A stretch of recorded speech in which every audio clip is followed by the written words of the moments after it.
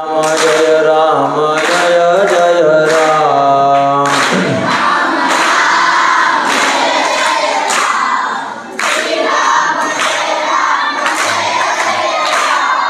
श्री राम राम जय जय राम। श्री राम जय जय राम।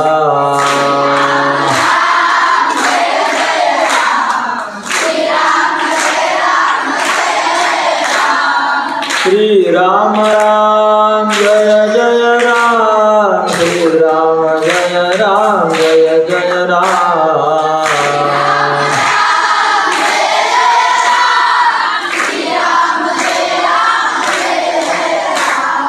श्री राम राम जय जय राम। श्री राम जय जय राम। श्री राम राम जय राम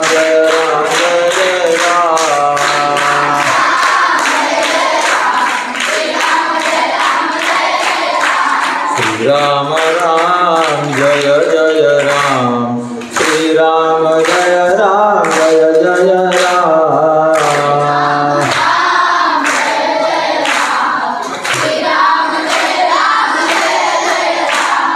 श्री राम राम जय जय राम। श्री राम जय जय राम।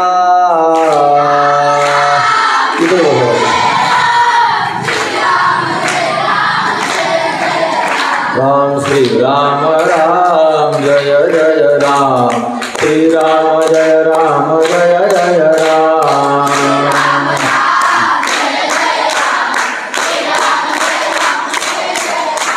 श्री राम राम जय जय राम। श्री राम जय राम।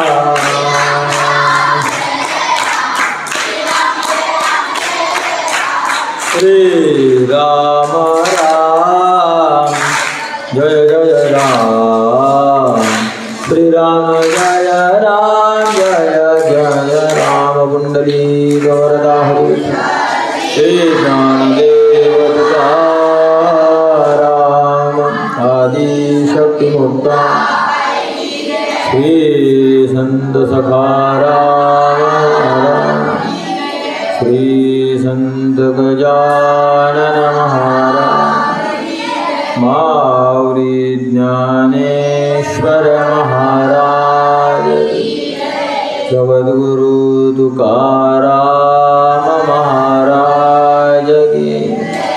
गोपाल कृष्ण भगवान की। श्री गुरु वक्ते महाराज की।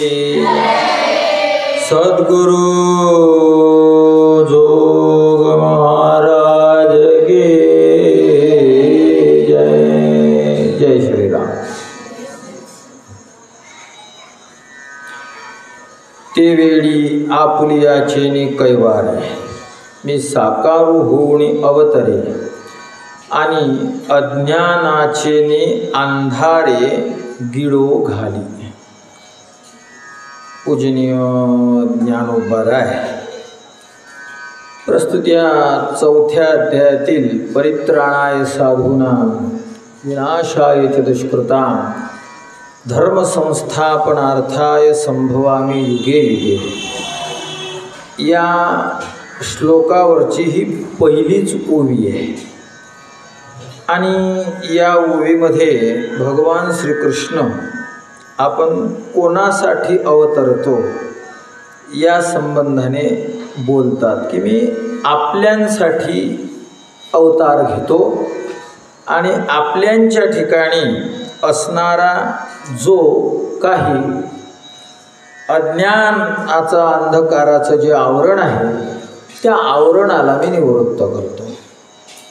थोडक्यात भगवंत स्वतः सांगतात की मी इहलोकात जो अवतार धारण करतो तो अवतार मी आपल्यांसाठी धारण करतो, जे आपले असतात त्यांच्यासाठी। मग आपले असतात त्यांच्यासाठी भगवंत येतो। मग आपले कोणाला म्हणल्या जातो बुवा? कारण आपले हा शब्द केवळ रक्तातल्याच माणसासाठी वापरावा एवढ्याच अर्थानं हा घ्यावा, इतके अज्ञानी तर आपणही नाही. अगदी परदेशात जर आपण असू आणि आपल्या देशातला माणूस असला तरी आपण त्याला काय म्हणू की आपला, आपले आपले एकत्र व्हारे. इथं आता दंगलीचं वातावरण झालं, अमेरिकेत जर असतील तर आपले आपले, उडीसातला सुद्धा, आंध्रातला सुद्धा आपलाच, कुठं बिहारमधला असला तरी आपला, आणि भारतातल्या भारतात आहे आणि UPत आहेत, तर मग तिथं जे महाराष्ट्रातले असतील ते काय झाले आपले. आपले माणसं जरा युनियननं राहा, त्याचा आपल्याला त्रास होऊ शकतो. पण तेच जर महाराष्ट्रातल्या महाराष्ट्रात समजा कोल्हापूर जिल्ह्यात आहो, तर मग तिथं आपले कोण, मग विदर्भातले आपले, मग यवतमाळचा असला तरी आपला, बुलढाणा जिल्ह्यातला असला तरी आपला, वर्धा जिल्ह्यातला असला तरी आपला, नागपूरमधला असला तरी आपला, चंद्रपूरमधला असला तरी आपला, अकोला जिल्ह्यातला असला तरी आपला, अमरावती जिल्ह्यातला असला तरी आपला. पण कुठं जर कोल्हापुरात असले तर, पण जर अकोल्यात असतील तर मग आपलं इतकं संकुचित होतं की जे बुलढाणा जिल्ह्यातले ते आपले. आणि बुलढाणा जिल्ह्यामध्ये सुद्धा जर चिखली तालुक्यात असू तर मग जळगाव जामोद तालुक्यातले जे असतील ते आपले. आणि जर खांडवीत उभा असेल माणूस तर मग आपल्या गावातला जर असला, फक्त गाडेगाव खुर्दातला, तर हा कोण आहे बा आपला. आणि जर आपल्याच गावात आपण आहो, दुसऱ्या गल्लीत आहो, तर मग आपल्या गल्लीतला जो असेल, बघा मी असं बोलताना सुद्धा आपल्या गल्लीतला शब्द वापरून राहिलो, आपल्या गल्लीतला जो असेल त्याला काय म्हणलं जातं की हा आपला आहे. तर आपला शब्द केवळ रक्तसंबंधाने वापरला जातो असं नाही, तर ज्याची समोर जो व्यक्ती आहे त्यापेक्षा जर जे दुसरे आहेत त्यांच्यामध्ये जर जवळीकता असेल तर त्यांना आपलं म्हणलं जातं. तर भगवंत म्हणतात ते वेळी आपलियाचे ने कैवारे. भगवंत म्हणतात मी जो अवतार धारण करतो ना, नीट ध्यानात ठेवा, कान उघडे करून ऐका. तुम्हाला जर वाटत असेल की मी तुमच्यासाठीही यावं तर तुम्ही आपले व्हा, म्हणजे माझे व्हा, कारण मी आपल्यांसाठी येतो, मी दुसऱ्यांसाठी अवतार नाही धारण करतो. मग कोण आहेत आपले? आपले शब्दाचा अर्थ भगवंताला मान्य असणारे आपले ते आहेत की जे निरभिमानी आहेत. जे अभिमानी आहेत, भगवंत त्यांना प्राप्त होत नाही, भगवंत त्यांना दूर लोटतो, असं एकनाथ महाराज एक गोड दृष्टांत देऊन सांगतात. परमार्थातला भगवंताच्या दृष्टीनं आपला कोण मी सांगितलं, सर्वांच्या ध्यानात आलं का? बोल हो, कोण आपला? कोण आहे आपला? भगवंताचा आपला कोण? ज्याच्या अंतःकरणात अभिमान नाही, अहंकार नाही, जो निरभिमानी आहे, भगवंताच्या दृष्टीनं तो आपला आहे. आणि भगवंत अशा या आपल्यांसाठी येतात. कोण आहे आपला? अभिमान ज्याच्याजवळ नाही. मग ज्याच्याजवळ अभिमान आहे त्याचं काय? तर त्याचं काय, एकनाथ महाराज भागवतामध्ये 12व्या अध्यायामध्ये नाथबाबा बोलतात, पत्नी विचारता परपुरुषी देखून निजपती त्यागी तिशी ते अभिमानस्त भक्तांशी मी ऋषिकेशी नातडे. एखाद्या पतीला जर कळालं की माझी पत्नी ही परपुरुषी रत होणारी आहे, म्हणजे व्यभिचारिणी आहे, पत्नी विचारता परपुरुषी, पत्नी जर व्यभिचारी आहे हे जर पतीला कळालं तर देखोनी निजपती त्यागी तिसी. निजपती म्हणजे स्वतःचा पती, तिचा पती जसा तिला टाकून देतो. पत्नी व्यभिचारी आहे कळाल्यानंतर पती जसा पत्नीचा त्याग करतो, नाथ बाबा म्हणतात तसं ज्या भक्ताच्या अंतःकरणामध्ये अहंकार आहे, अभिमान आहे, गर्व आहे, ताठा आहे, त्या भक्ताला मी त्याच पद्धतीने टाकून देतो की ज्या पद्धतीने व्यभिचारिणीला पती टाकून देतो. मग याचाच अर्थ व्यभिचारिणीला पती तसा टाकून देतो तसे भगवंत टाकतात कोण्या? अभिमानी भक्ताला. पण मग जो भक्त अभिमानी नसेल त्याला, जो निरभिमानी असेल तो, जो निरहंकारी असेल तो, अर्थातच त्यातून एक अर्थ निघाला की भगवंत अशा भक्ताला डोक्यावर घेतात आणि अशांसाठी भगवंत येतात. कसे येतात? लय वेगवेगळ्या रूपाने येतात. जसं बाप घरी येत असताना जसा वेगवेगळ्या रूपाने येतो.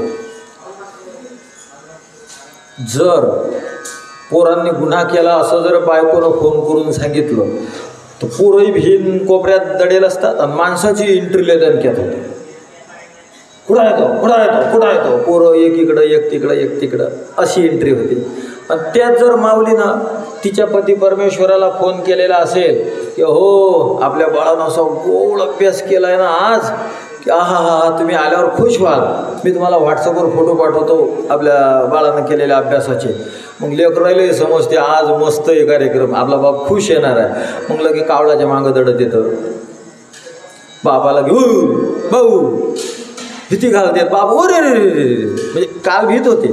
पण आज आईनं जसं बनवलं त्या हिशोबाने आज बाप असा आला. आणि एखाद्या दिवशी तोच बाप पोरांना माहीत नाही, पत्नीला माहीत नाही, काही नाही, आणि एखाद्याचा वाढदिवस आहे किंवा काहीतरी वेगळं विशेष घडलेलं, मिठाईचा पुडा मागे लपवतो येतो. काय असेल मागं सांगा बरं, माझ्या बापाच्या एंट्र्या सारख्या झाल्या का घरी?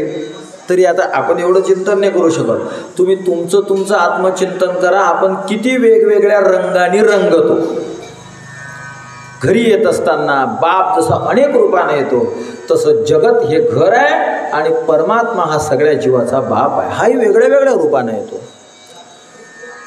कधी कधी राग भरून येतो, भयंकर रूपात येतो की सगळे लेकरं दडून बसतात, भितात, एक त्या कोपऱ्याला. काय महाराज, भगवंतानी जेव्हा हिरण्यकश्यपूला मारण्यासाठी नरसिंहाचा अवतार धारण केला त्यावेळेस तुम्हाला असं वाटते काय जसे लेकरं दरवाजाच्या आडे लपतात आणि बापाला गिबू करतात तसं नरसिंहाच्या म्हणजे स्वागतासाठी समाज तयार होता का? खांबातून जेव्हा भगवंत प्रगट झाले, आकराळ विकराळ रूप कोणानं पाहिलेली स्थिती, मुडकं सिंहाचं आहे, शरीर नराचं आहे, वर सिंह आहे, नरसिंह, आणि आवाज ओरिजिनल. महाराज कधी कधी डुप्लिकेट हे ओरिजिनलपेक्षाही ओरिजिनल वाटतात. तर या भगवंतानं सिंहाच्या अशा भयंकर डरकाऱ्या फोडल्या की हजारो सिंह एकीकडे आणि एकटा हा अर्धा सिंह एकीकडे. कोण बाऊ करतोय त्याला? सगळ्यांना बाऊ झाला, सगळे पळाले इकडे तिकडे. असा येतो हा परमात्मा. कधी कधी असा चुनूक दाखवतो. जसं बाप जाता ड्युटीवरचा बाप असतो, इकडून तिकडं ड्युटी असते, मग मध्ये घर लागते. हे कंडक्टर ड्रायव्हर गाड्या थांबवतात त्याच्या दारात. जे लांब लांब प्रवास करणाऱ्यांना हे अनुभव असतात. कंडक्टर ड्रायव्हर बसले, गाडी निघाली, थोडीशी पुढे गेली 20-25 किलोमीटर की उभी राहते. 20-25 किलोमीटर का उभी राहिली? कारण कंडक्टरचं घर असते तिथं. मग कंडक्टरची बायको डब्बा आणि त्याचं अंथरून पांघरून, लांबची ड्युटी आहे. तर थोडंसं पुढे गेली की मग ड्रायव्हरचं घर येते. मग ड्रायव्हरचा डब्बा, ड्रायव्हरचं अंथरून पांघरून, काही गोधडी गाधडी, मग चालले पुढं. मग भगवंत कधी कधी असा येतो सरप्राईज देतो आणि चालला जातो. मला काय, बाप आहे तो आपला. बाप घरामध्ये कधी येईल, कसा येईल, काय येईल याचा काय अंदाज आहे? येतो कधी कधी. उदाहरण द्या ना. अरे बापरे, खूप आहे. अंश अवतार यालाच म्हणतात. तात्पुरता अवतार धारण करणं काम झालं, गोधडी घेतली, निघून झालं.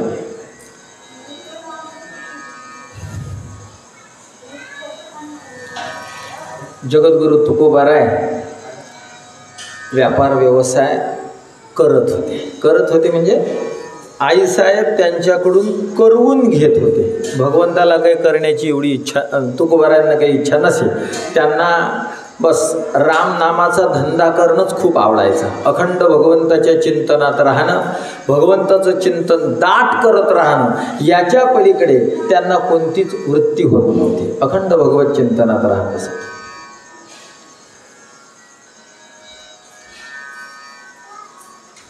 मिरशाईचा धंदा केला तुकोबाराय. कपड्याचा धंदा बसला होता, मिठाचा धंदा केला तर तोही बसला होता. काही कुठेही गेली की तुकोबाराय शंभराचे 60 असा सगळा कार्यक्रम चालू होता. मग आईसाहेबांनी तुकोबारायांना जरा असं समोर बसवलं आणि आईसाहेबांनी तुकोबारायांना समजून सांगितलं, हो आपण काही वंध्या नाही, आपण पोटी पिकेल आहे. देवानं आपल्या पोटी लेकरं दिले, त्यांना पोटं दिलेत, त्यांना खाऊ पिऊ घालणं ही तुमची जबाबदारी मुख्य आहे आणि कमवून आणल्यानंतर थापून द्यायचं काम माझं आहे. तर त्यामुळे आपण याच्याकडे लक्ष द्यायला पाहिजे. पण तुकोबारायांचं असं होत होतं, प्रपंचाविषयी तुकोबारायांकडे आईसाहेब बोलायला लागल्या की तुकोबारायांचा IQ लेवल 0 होऊन जाईल, एकदम बुद्धिहीन होऊन जायचे तुकोबा. असं वाटते तुकोबारायांच्या गोळ्या आता सरल्या.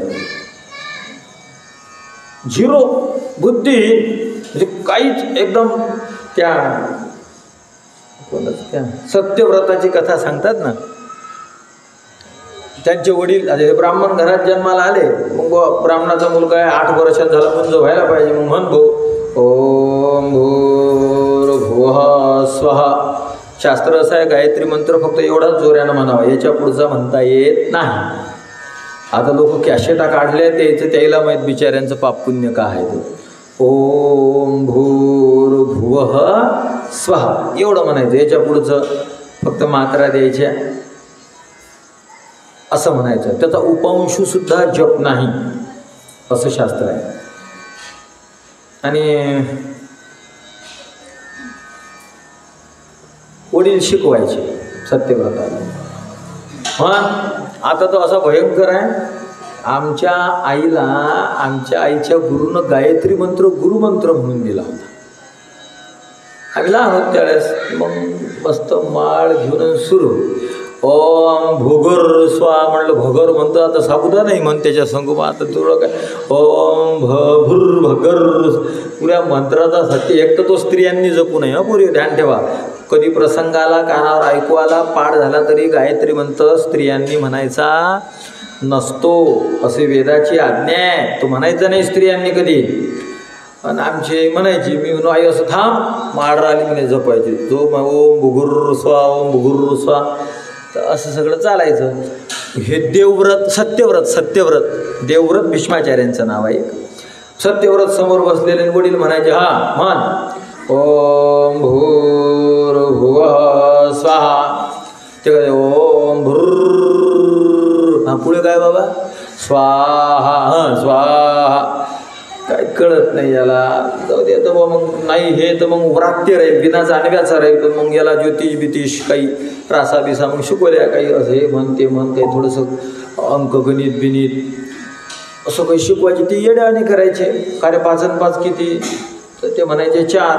असं नाही बाळा, हे 5 आणि हे 5, 5 आणि 5 किती झाले रे बाळा 10. ते म्हणा हा हा आता लक्षात. मग वडील म्हणायचे, सांग बरं 4 आणि 4 किती होतं 10. अरे 4 आणि 4 नाही 10, 5 आणि 5 10. 4 आणि 4 8. किती किती किती 8. 4 आणि 4 किती 8. हा हा पप्पा आता लक्षात. हां बोला आता पुढचं. मग त्याच्या वडील म्हणायचे, सांग बरं 7 आणि 7 किती 8. अरे मग 8 आहेस तू. कशाने सांगू राहिलो मी, हे असं का घडत होतं. पुढे खूप मोठा चमत्कार झाला. त्यांच्या मुखातून ऐ हा शब्द निघून ते जगतातले 1 नंबर ज्ञानी झाले. पुढचं आपल्याला घेणं देणं नाही. पण मला म्हणायचं, IQ लेवल घटलेला असला की तो माणूस कळण्याचा आव जरी आणत असला तरी त्याला खऱ्या अर्थानं काहीच कळालेलं नसतं. तसं आईसाहेब संसारातलं बोलायला लागल्या की तुकोबारायांचा IQ लेवल 0 होऊन जायचा. पण एरवी तुकोबारा गयाचे बिसाट शब्द सुखे म्हणू येती वेद, आम्हा घरी वेदांत वाहे पाणी. तुकोबाराय म्हणतात, आमच्या घरी वेदांत पाणी वाहतो पाणी. जो वेदांत शिकण्यासाठी तुम्हाला घरं दारं सोडून 10-10, 20-20 वर्ष घालवावे लागतात, तुकोबाराय म्हणतात तो वेदांत आमच्या घरी पाणी भरतो पाणी. एवढे विद्वान, एवढे बुद्धिमान.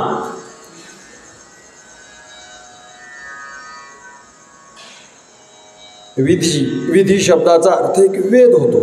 आणि तुकोबारायांच्या गाथीत एक अभंग आहे, तुका म्हणे आम्ही विधीचे जनिते, स्वयंभू आई ते केले न हो. तुकोबाराय म्हणतात आम्ही कोण आहे, विधीचे जनिते आहो. विधी म्हणजे काय, वेद. विधी म्हणजे काय, वेद. तुकोबाराय म्हणतात आम्ही विधीचे जनिते आहो. म्हणजे कोणाचे जनिते आहोत आम्ही, वेदाचे जनिते आहोत. एवढे ज्ञानी आहेत महाराज तुकोबाराय. तुकोबाराय म्हणतात मी वेदाला जन्माला घातलं, वेदाला. ही लायकी, ही योग्यता तुकोबारायांची. पण आईसाहेब बोलायला लागल्या की तुकोबारायांचा IQ 0. 4 आणि 4 8, 3 आणि 3 8, 5 आणि 5 8, 7 आणि 9 8, 15 आणि 15 8, 40 आणि 50 8, 100 आणि 100 8, 200 आणि 200 8. इतकं ऐकू गजरायचा तुकोबारायांचा. तुकोबाराय नाही साहेब म्हणायचे, हो आपल्याला मुलं बाळ आहेत की नाही? हो. मग आपण काहीतरी धंदा वगैरे करायला पाहिजे ना? हो. मग उद्यापासून करसाल ना? हो. मग आता जाऊ का जपाला? आता काय करावं?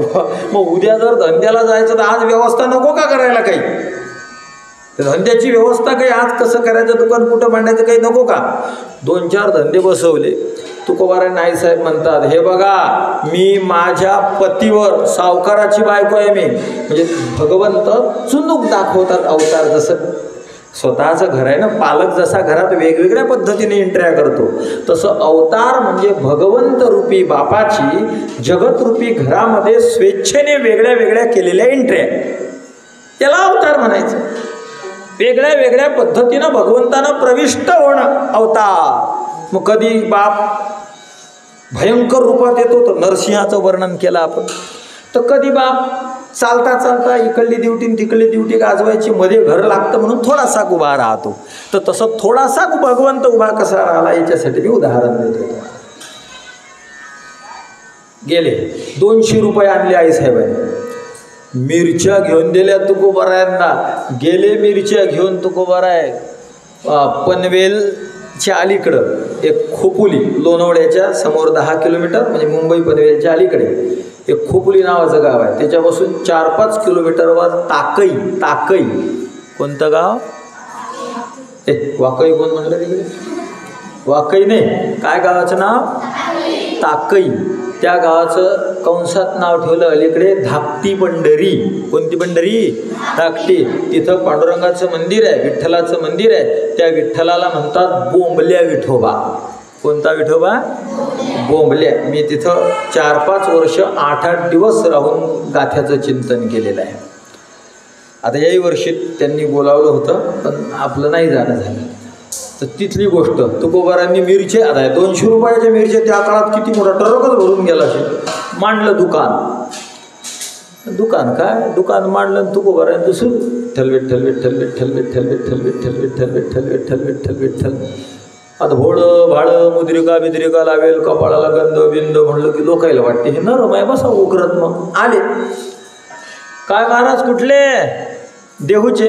विठ्ठल विठ्ठल विठ्ठल विठ्ठल. अरे वा, नवीनच धंदा आहे वाटते. हो नवीनच आहे. विठ्ठल विठ्ठल विठ्ठल विठ्ठल विठ्ठल विठ्ठल. मग काही उदारी बिदारी जमते काय? हा काही विषय आहे का? तुमच्या गळ्यात माळ आहे, कपाळाला गंध आहे. वारकऱ्यावर विश्वास ठेवावा, नाही तर कोणावर ठेवावा? बिंदास्त. महाराज कोण उदार घे. मग काही गेलो उदार घेत आणि लवती मागत. मग तुकोबाराय म्हणा लवती काय घ्या ना तुमच्या हातानं. मला हातानं म्हणल्यावर लोक कोण बचत भरून घे, कोण पसा भरून घे. मग तर लय सुरू झालं. एकाला असं वाटलं 2 पसन किलो 2 किलोचा फायदा करून घेण्यापेक्षा तर तुकोबारायांना म्हणला, महाराज काय माझ्या घरी लग्न येईल आणि जरा स्लॅक सीझन आहे, तर मी छोटा मोठा व्यापारी आहे, तर मला जरा ह्या सगळ्याच मिरच्या विकत घ्यायच्या होत्या, पण पैसे मी पुढच्या बाजारी देईल. तुकोबारांना काय विषय का? कपाळाला गंध, गळ्यात तुळशीची माळ. विठ्ठल विठ्ठल विठ्ठल विठ्ठल. महाराज त्यांना अख्ख्या मिरच्या घेऊन गेला घरी. आणि महाराज आमचा पांडुरंगाला पडली चिंता. पांडुरंगाला असं वाटलं हे आपलं काय, हे आपलं गिऱ्हाईक ठीक आहे, पण ते घरचं गिऱ्हाईकला बेकार आहे. मंदिरात येऊन चपला मारीन आपल्याला. भगवंतानी एक रूप धरलं विठोबा नावाच्या एका व्यक्तीचं. गावात गेला, ज्यानं जेवढ्या मिरच्या घेतल्या त्याच्या दरेजन उभा राहायचा. माझा मालक तुकाराम आहे आणि त्याने मला पाठवलेला आहे, चला काढा मिरच्याचे पैसे. बघा आता ही कथा 2-4 मिनिटाची आहे. ती त्या प्रसंगात 2-3 दिवसात घडली असेल. तर 2 ते 3 दिवसामध्ये भगवंतानं 3 अवतार घेतले. किती अवतार? 3 अवतार. हे असंही पप्पाचं घर आहे, पप्पा कसे येऊ शकतात. एक रूप धरलं, गेले गावात, चला माझ्या मालकाचे पैसे काढा. ज्याच्या थोड्याफार होतं 2-4 रुपयाचं काम. हा भांडायला याच्याशी कोण भांडू शकते महाराज. यानं कृष्ण अवतार धारण केला. तर मेन मुख्य प्रसन्न भाऊ 12,000 राक्षस मारले होते. किती? मग आता 12,000 राक्षस एका अवतारात. हे मुख्य घंटेवाले पकडूवाले त्याच्या संघचे जे टेपारणे असतील ते किती कापले असतील याचा तर अंतही नाही. पण हा या गावातल्या 1.5 छट्या गेली भेणार आहे काय? काढा पैसे, माझ्या मालकाचे पैसे द्या. लोक थोडंसं बोलून पाहिजे, तू कोण मालक तर म्हणत नाही. हा द्या गचुड धरायचा बुक्कावर केला ते त्याचं शरीर पाहून ते समोरचा खिशात हात घालत जायला. माणसात हात घालत 2 रुपये काढले, घे बाप्पा. जय रामजी केलं का मिरच्या घ्यायच्या नव्हत्या, असं वाटलं फुकट्या फाकट्यात म्हणून घेतल्या. अख्ख्या बाजाराचा पैसा यानं मिरच्यात घातला. लगे देवाने खिशात घालायचे. आणि ज्याला सगळ्या मिरच्या नेल्या होत्या तो साधा कर येशील काय? गेले महाराज तुकोबार आहे त्याच्या दारात. तू माझ्या मालक्याच्या एवढ्या मिरच्या आणल्या. तू म्हणायला लागला नाही मोज म्हणे मी आणल्याच नाही ह्या मिरच्या. गावात ज्याचे पैसे गेले होते या देवानं वसूल केले ते लोक याच्याकडून बोलणार आहेत काय? ते सगळे आले. अरे होता की तू आलता की तू? हा किती घेतले आम्हाला माहीत नाही, आमच्या मागून गेलता, पण होता की तू? आणि महाराज तो काही ऐके नाही. तुकाराम महाराज त्या भगवंताने काढलं व चराट त्याच्या दारात बांधलं. फाशी गिशी मान घातली. पैसे देतो की मरू? मरू म्हणजे काय का मरीन कसा काय मालकासाठी? देव आहे महाराज तो, त्याला काय मरता येते मारता येते सगळं जमते. थोडासा असा कचना पाड्या जिप बाहेर काढली. तो अंदर गेला घरात. भर आणले पैसे. घे रे बाप्पा.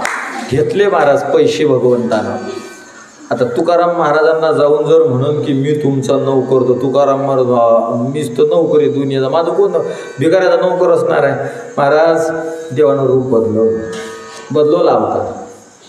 गावचा पाटील झाला. त्या गावचा गेला तुकाराम महाराजांकडे. महाराज हे तुमचे पैसे आणले, आमचं गाव 1 नंबर आहे. खरं तर ते 2 नंबर होतं अख्खं, पण आमचं गाव किती नंबर आहे? आमचं गाव कोणाच्या पैशाला हात नाही लावत. आणि तुमच्या एवढ्या मिरच्या आणल्या सगळ्या लोकांनी एकत्र केल्या आणि म्हणत महाराज दुसरं कोणी जाण्यापेक्षा तुम्ही गावचे पाटील माणसं आहे बा, तुमच्या हाती कारभार आहे, तुम्हीच घेऊन जा. मग आणल्या बा. मग मी ना कितवा अवतार आहे हा? दुसरा. पप्पा घरात कसेही येऊ शकतात. दुसरा अवतार आमच्या भगवंतानं धारण केला. पण तुकाराम महाराजांच्या सोबत आईसाहेबांनी थोडे तांदूळ दिले होते. महादेवाचं मंदिर होतं. महादेवाच्या मंदिराच्या पुढे 3 दगड तुकोबाऱ्यांनी मांडलेत. जाळ लावला, खिचडी शिजायला टाकली.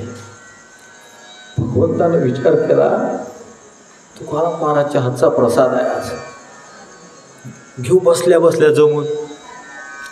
भगवंत म्हटले हो शेठजी तुमचं बा हे चालू आहे, खिचडी जरा भूक लागलेली आहे, असं वाटते बा तुमच्यासोबत बसावं, थोडं खाव 2 घास. तुकोबारा म्हटले बा काही अडचण नाही, बसा, तुम्हाला कोण नाही म्हणणार आहे. बसले महाराज. महादेवाचं मंदिर होतं. माझा काय हिरस काय फक्त आपल्यातच थोडी असते.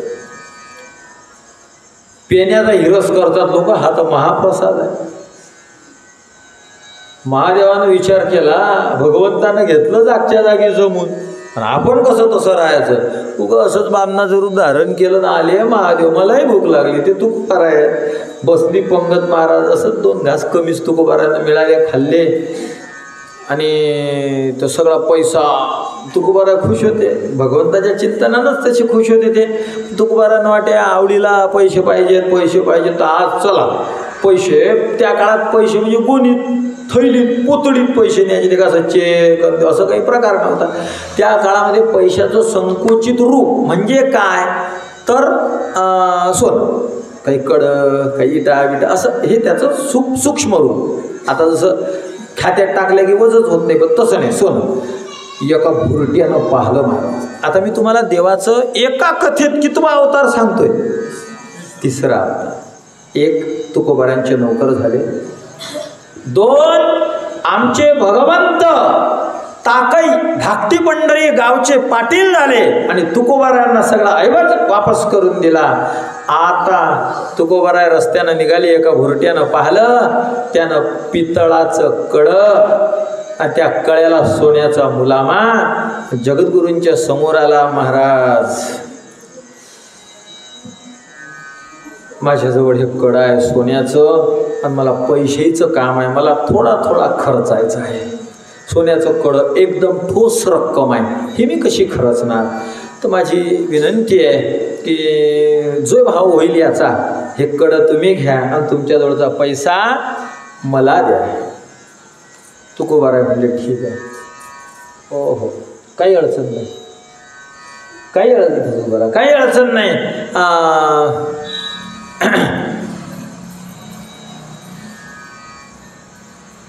मी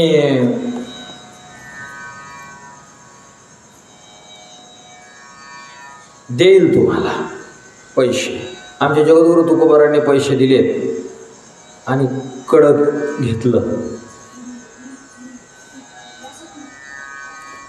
मध्ये चौकशी केल्यावर कळालं महाराज त्याला फक्त सोन्याचा मुलामा दिल होता. तुकाराम महाराजांना वाटलं आता जर काही घेऊन आपण घरी गेलो तर आपल्याला साधना करून मोक्ष मिळवायचं कामच नाही.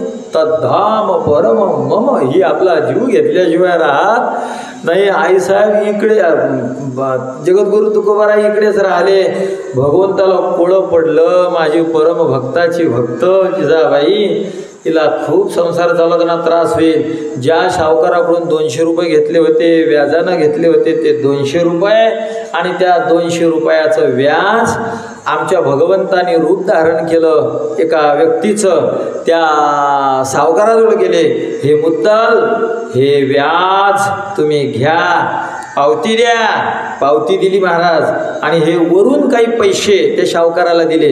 हे नाही, तुकोबारांचंच रूप घेतलं. प्रत्यक्ष कोणाचं रूप धारण केला?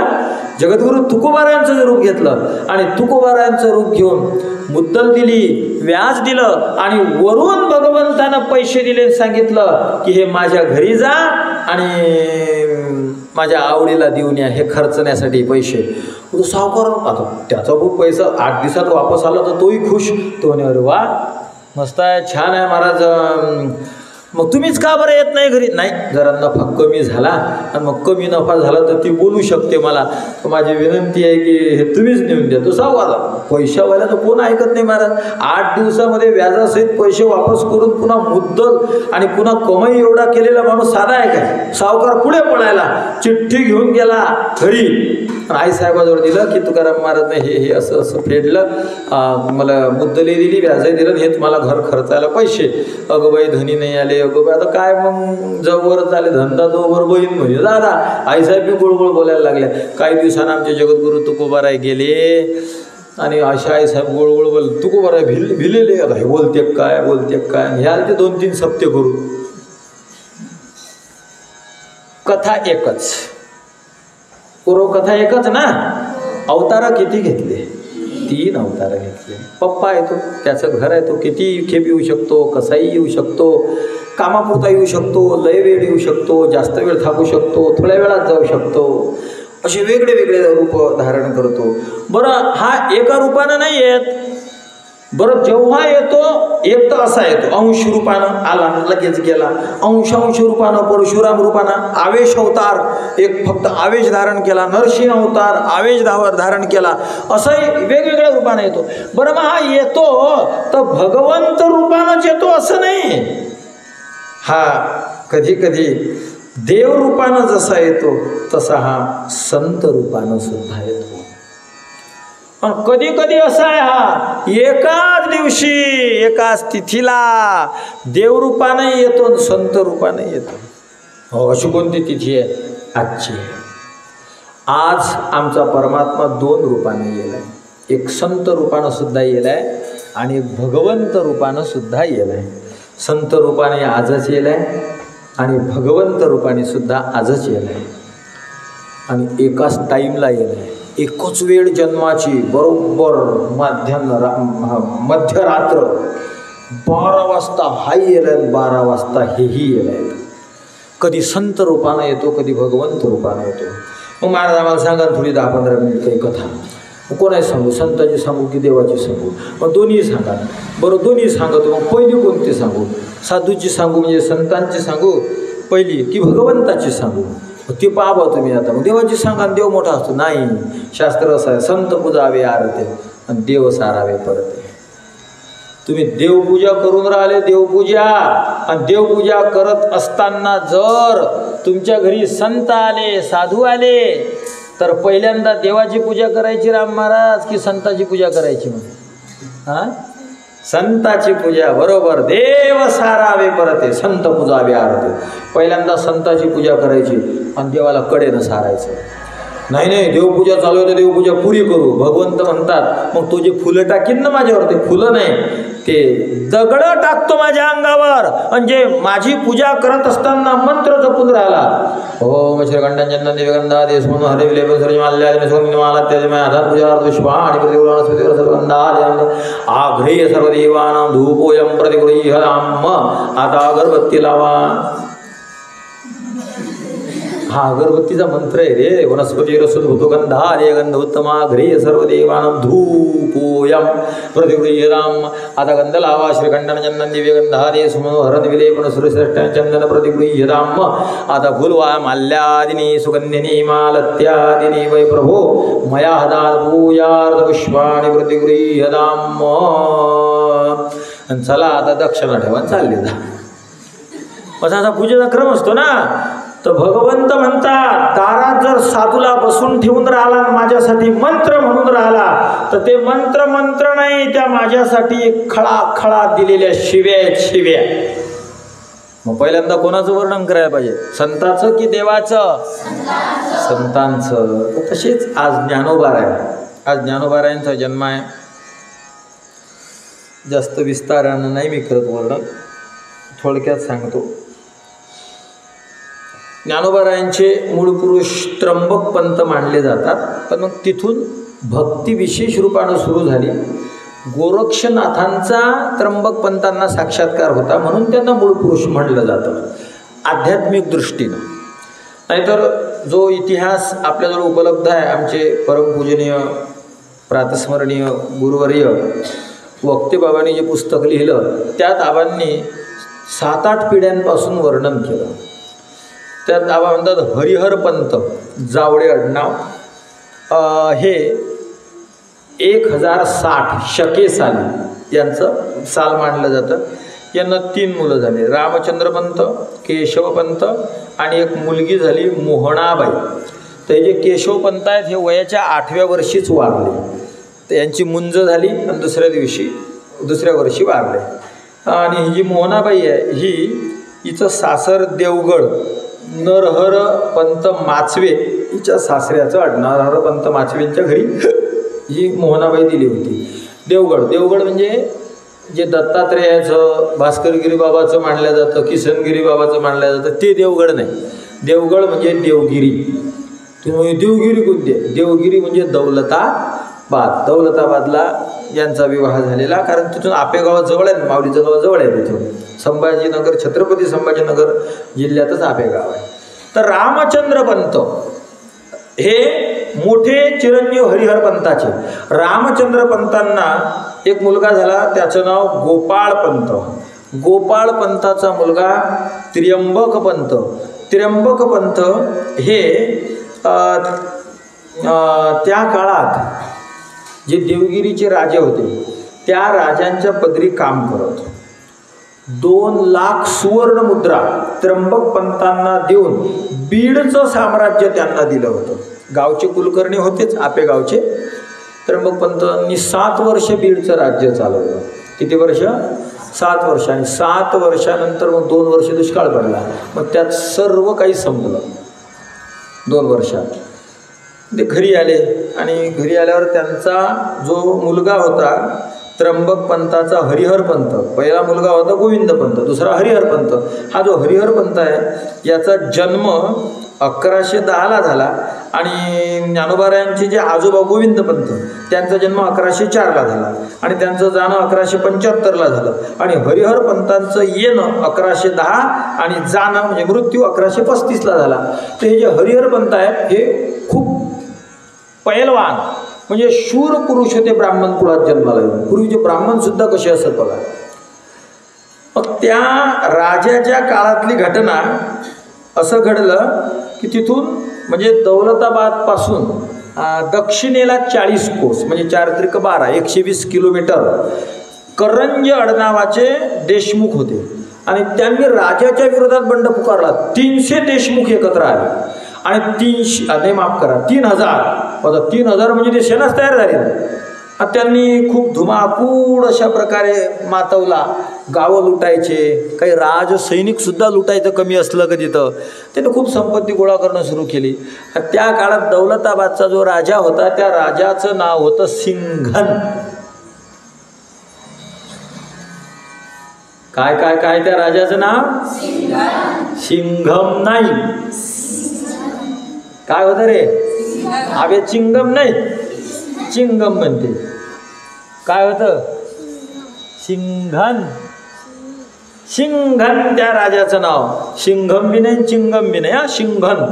त्या राजानं त्र्यंबक पंतांचा मोठा पोरगा म्हणजे ज्ञानोबा रायांचे आजोबा मोठे चुलत समजा, त्यांना मार्गशीर्ष शुद्ध सप्तमीला गुरुवारी आज्ञापत्र जाहीर केलं की तुम्ही करंज देशमुखाचं बंड मोडा. आणि त्यांना जे दिलं ते इतकं दिलं, सोबत 5000 पायदळ दिलं, 2000 घोडेस्वार दिले, 100 हत्ती, 500 उंट, 1000 असेच पायदळ सैनिक, भिरी वगैरे म्हणजे मृदंग वगैरे वाजवणारे, मनोरंजन करणारे जे लोक होते ते होते 1000 त्या ठिकाणी दिलेले. आणि नौकर दिले होते यांच्यासोबत, इकडली वस्तू तिकडे तिकडली वस्तू इकडे करायची. 1000 तर नुसते नौकर होते. म्हणजे जवळजवळ 10,000 लोक घेऊन त्या करंज आडनावाच्या देशमुखांवर स्वारी करण्यासाठी हरिहरपंत गेले. हरिहर पंतांसोबत गोविंद पंत म्हणजे ज्ञानोबा रायांचे आजोबा पण गेले आणि त्र्यंबक पंत म्हणजे ज्ञानोबा रायांचे पंजोबा पण गेले. पंजोबा त्र्यंबक पंतांचे 2 मुलं गोविंद पंत आणि हरिहर पंत गेले महाराज सगळे. तिघा बाप लेकान मिळून त्या देशमुखांचा पडसा पाडला. सरकार विरोधातलं बंड समाप्त झालं ते आणि सिंघन राजाचा विजय झाला. तो ज्ञानोबा रायांच्या पंजोबांनी व 2 आजोबांनी तो मिळवून दिला. पण गडाला पण सिंह गेला सारखा इतिहास घडला आणि हरिहर पंतांना तिथं मृत्यू आला. त्र्यंबक पंतांनी नोकरीचा लगेच राजीनामा दिला आणि सांगितलं मला आता नोकरी नाही करायची. माझा एवढा होतकरू मुलगा गेला, मी माझं पूर्ण जीवन आता भगवंताला अर्पण करतो. आणि त्र्यंबक पंतांनी आपल्या गावी येऊन आपेगावला येऊन साधना सुरू केली. ती साधना एवढी वाढली महाराज की प्रत्यक्ष गोरक्षनाथ त्र्यंबक पंतांना समाधी देण्यासाठी आले.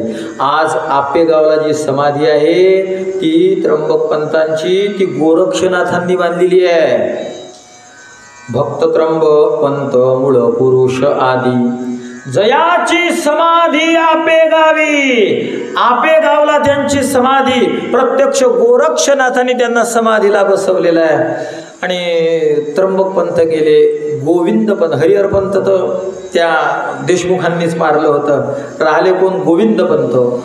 महाराज 55 वर्ष वय झालं, कुठं 46 वर्ष वय झालं असं वर्णन येतं.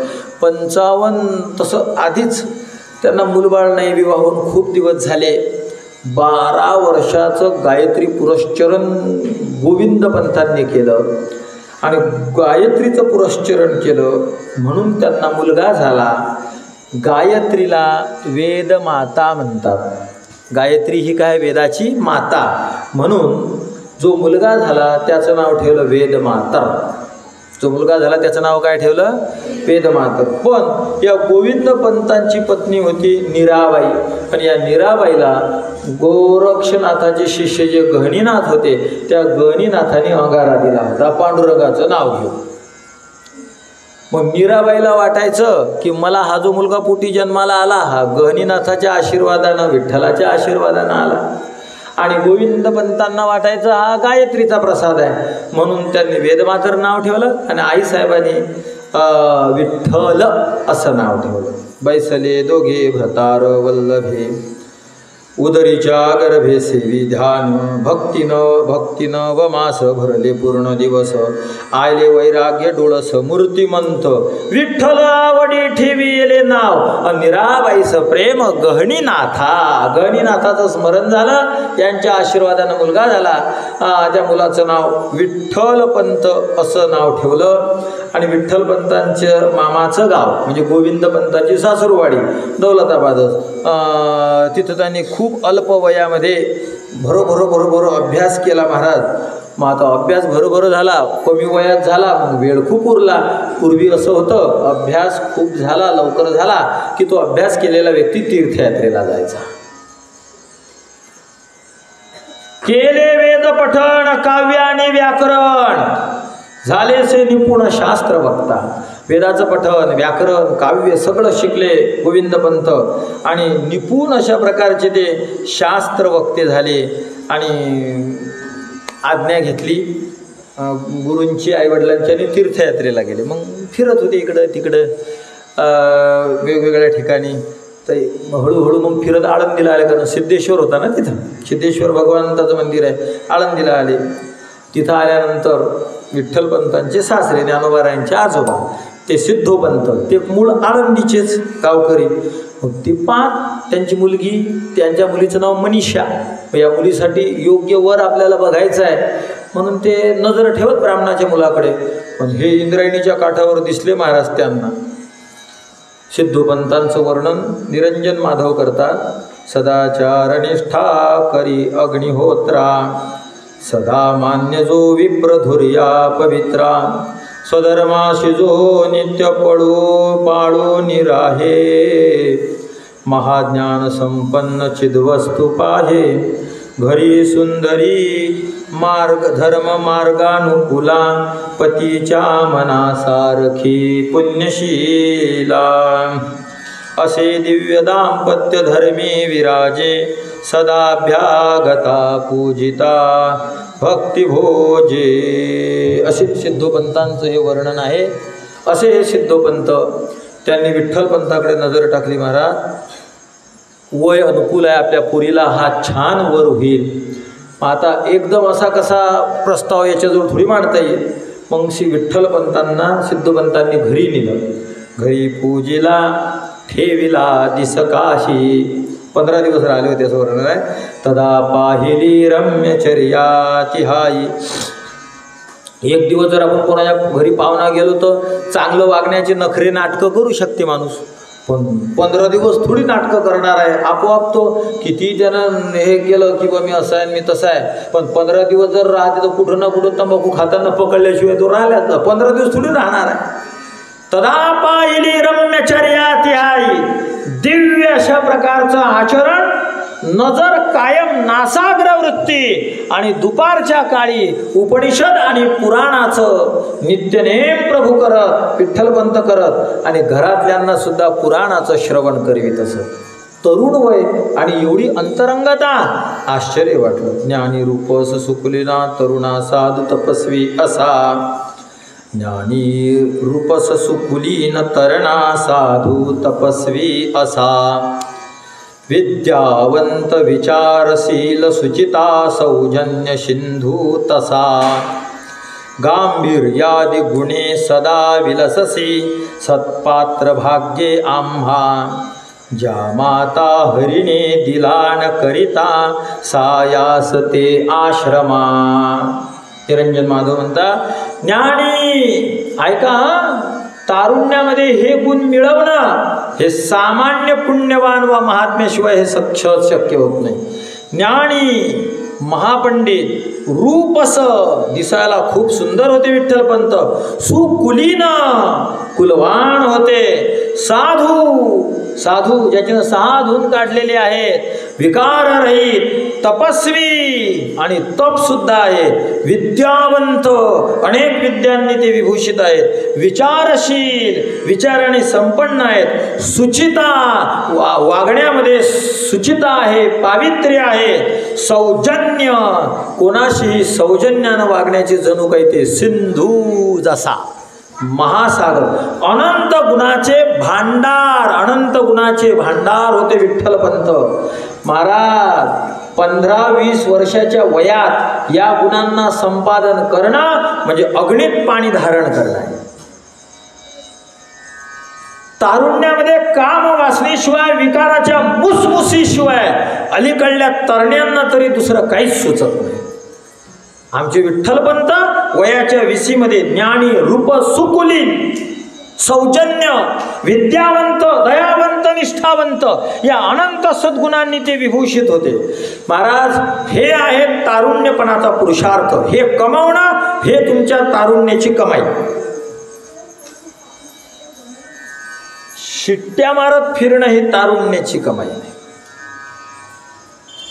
कुदृष्टी असणं, कुनजर असणं हे तारुण्याची कमाई नाही. तरणा भाग्यवंत जो नटे हरी कीर्तना, कीर्तनात उड्या मारत असेल घाम येईपर्यंत, धन्य आहे तो तरणा, त्याचे मायबाप धन्य आहे. हे शास्त्राचं मनोगत आहे, हे संतांचं मनोगत आहे. कोण टपऱ्या काय सांगून राहिला याला काही किंमत नाही. भक्ती आणि ज्ञान वैराग्य आवडी बसती उघडी तुझ्या अंगी, मूर्तिमंतचारी जन्मईच्या उदरी, म्हणून स्वीकारी आज्ञा माझी. हे विठ्ठलपंतांना पडलेलं स्वप्न आहे. सिद्धोपंतांच्या स्वप्नात भगवान सिद्धेश्वर गेले, तुझी पोरगी याला दे, अवतार येणार आहेत पोटी. ते सिद्धोपंत गेले आणि सांगितलं त्यांनी की महाराज, मला असं असं स्वप्न पडलं, माझ्या मुलगीचा तुम्ही स्वीकार करा. विठ्ठलपंत म्हणले, भगवंतानी तुला सांगितलं मला पोरगी द्यायला आणि मला ती करायची. मग देवाला जर एवढंच वाटते मी तिच्याशी विवाह करावं, तर देवानं हे मला सांगायला पाहिजे ना स्वप्नात येऊ. महाराज, इतिहासाच्या पुनरावृत्त्या होत राहतात. मोठ्या इतिहासाची पुनरावृत्ती मोठ्या माणसाकडून होत असते, टमरेला नाही करू शकत.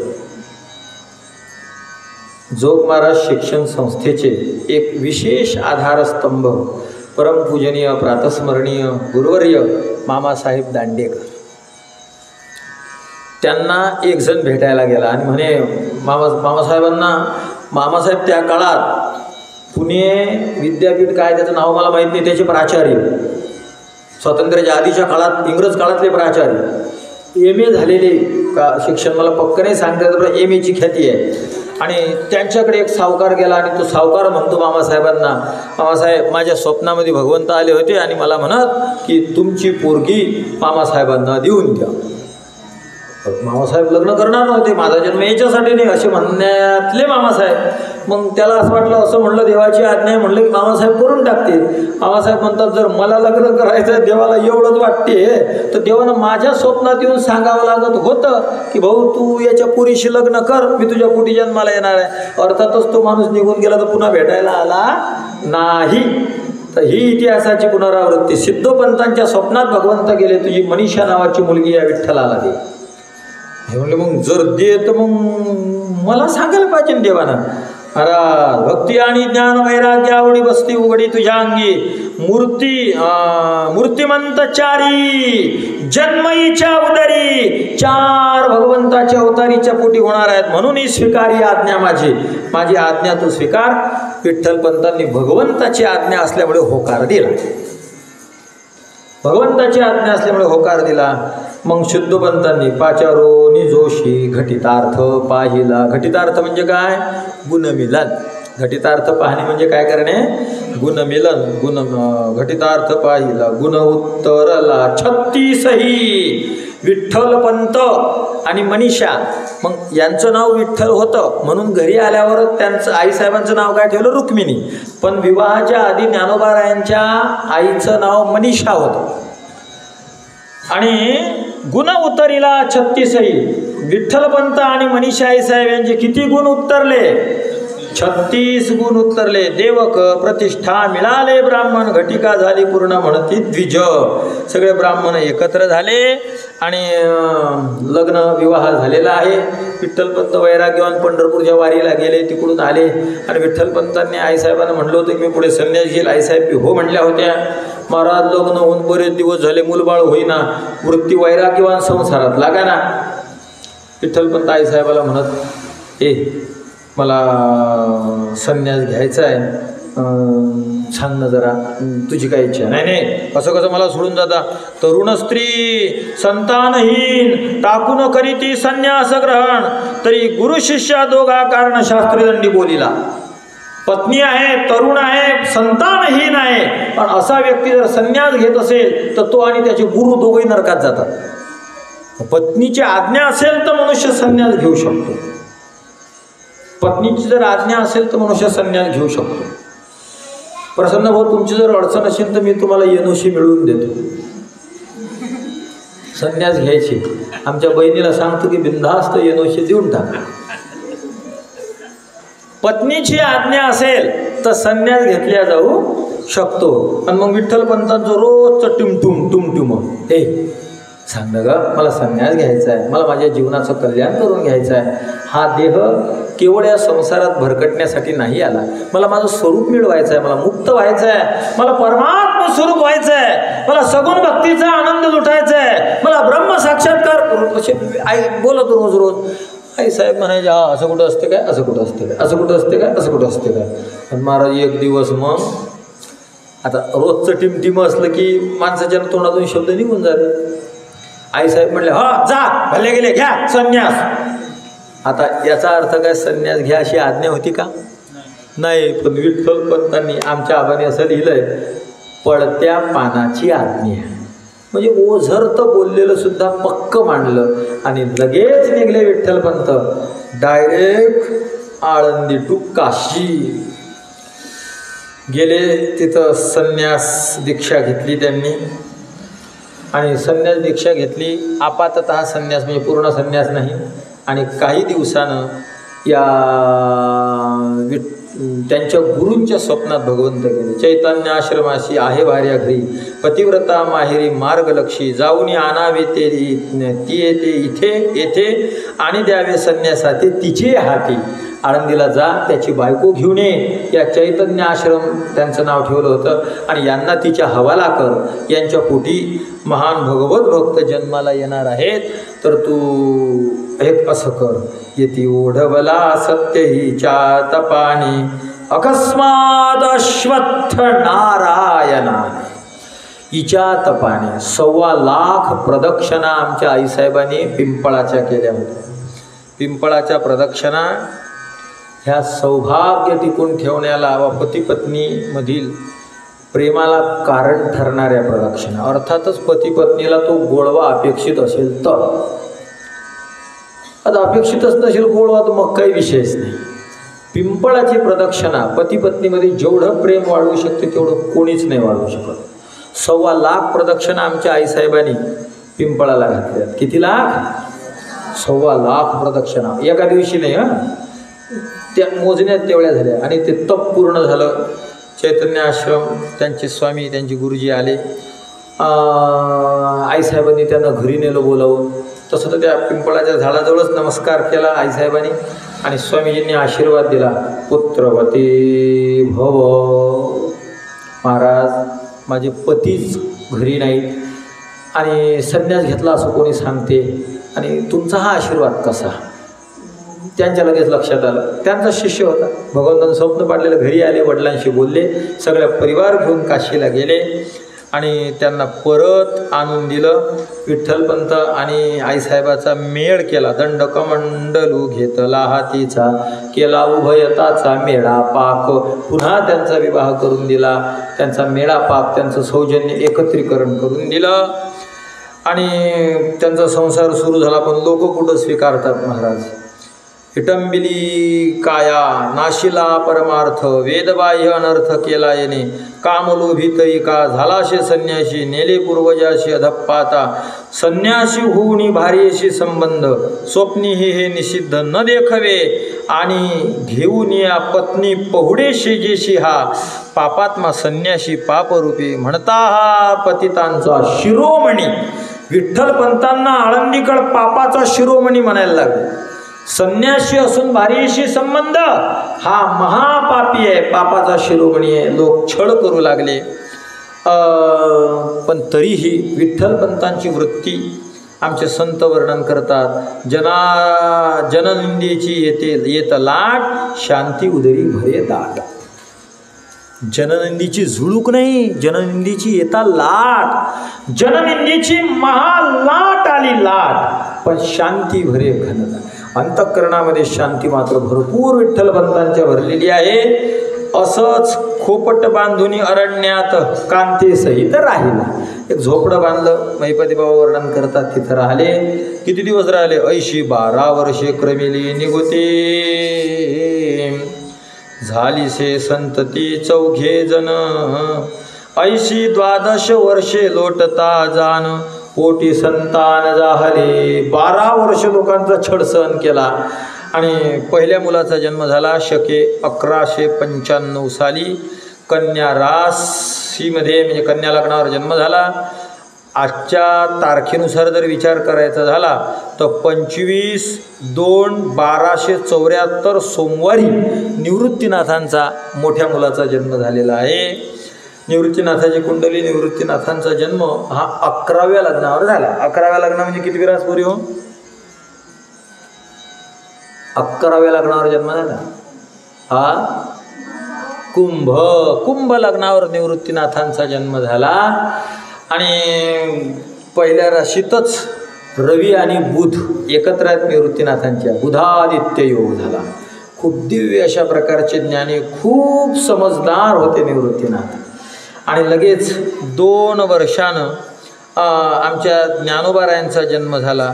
ज्ञानेश्वरी तोची कृष्णनाथ, तेची ज्ञानोबाराय हे भगवान श्रीकृष्णाचाच अवतार असण्याची ख्याती आहे. कारण शके 1197 साली ज्ञानोबारायांचा जन्म झाला. ज्ञानोबारायांचा जन्म हा 2ऱ्या लग्नावर झाला. म्हणजे कोणती रासपुरी हो? वृषभ लग्नावर जन्म झाला. पहिल्या स्थानात ज्ञानोबारायांचा चंद्र आहे, 2ऱ्यामध्ये शुक्र आहे, 3ऱ्यामध्ये बुध आहे, 4थ्या स्थानामध्ये रवी आहे, 5व्यामध्ये शनी आहे, 7वं घर रिकाम आहे, 7वं घर रिकाम आहे, 7व्या स्थानात मंगळ आहे, 8व्या घरात केतू आहे, 10वं स्थान रिकाम आहे, 11वं रिकाम आहे, 10वं रिकाम आहे, 11व्यामध्ये गुरु हा ग्रह आहे. अशी ज्ञानोबारायांची कुंडली आहे. अशी ज्ञानोबारायांचं जन्मनाव विद्याधर आहे. रोहिणी नक्षत्र आहे, रोहिणी नक्षत्र आणि विद्याधर नाव. म्हणजे मग चरण कितवं असेल मला उद्या सांगा पाठामध्ये तुम्ही. नक्षत्र कोणतं आहे ज्ञानोबारायांचं? रोहिणी. आणि त्यांचं जन्मनाव काय आहे? विद्याधर. यात चरण नाही सांगितलेलं कितवं आहे, तुम्हाला तुम्ही सांगायचं उद्या. जर विद्याधर नाव आहे तर रोहिणी नक्षत्राचं चरण कितवं असेल. तसा ज्ञानोबाराय वृषभ लग्नावर जन्म. शुक्र त्यांच्या राष्ट्राधिपती आहे. सर्पयोनी आहे, मनुष्यगण आहे. जन्म 1197 श्रावणमध्ये अष्टमीला ज्ञानोबारायांचा जन्म झाला. घटी जन्मतारीख आजच्यानुसार जर विचार केला 15 ऑगस्टला जन्म आहे ज्ञानोबारायांचा. 15/8/1275 रात्री 12 वाजता ज्ञानोबारायांचा जन्म झाला. आणि ज्ञानोबाराय जे इहलोकाला सोडून जाण्याची जी लीला ज्ञानोबारायांनी केली ते 25/11/1296 दुपारी 12:30 केलेली आहे. असा ज्ञानोबारायांचा जन्म आजच्या दिवशी झालेला आहे. श्री संत ज्ञानेश्वर महाराज की. असा ज्ञानोबारायांचा जन्म. आणि दुसरे नायक आहेत आपले भगवान गोपाल कृष्ण. भगवान गोपाल कृष्णाचा जन्मसुद्धा आजच्याच दिवशी. मी जास्त विस्तार करत नाही. परित्राणाय साधूना विनाशाय दुष्कृताम. जेव्हा दुर्जन माततात, दुर्जनांचं वैर नाही करत भगवंत. फक्त दुर्जनांवर असताना प्रेम करत नाही, पण नंतर मात्र त्यांचा सुद्धा भगवंत उद्धारच करतात. तेव्हा सनकादिकाची निमाणे सायुज्य सौरसुधीधला पुतणी, जे विषाचे निस्तनपाने मारू आले, जे सनकादिकांना मिळालं भगवंताने तेच पुतणेला दिलं. असे भगवंत अनेक अवतार धारण करतात. मग त्याही काळात अशी स्थिती निर्माण झाली की कंस हा महाभयंकर होता. दिदलाशे त्रास ऋषीमुनी. हे बरोबर फुलं आहेत ना रे वाटाबरोबर. दिदलाशे त्रास ऋषीमुनी. पक्वाजन हे घ्या की बापे हवली.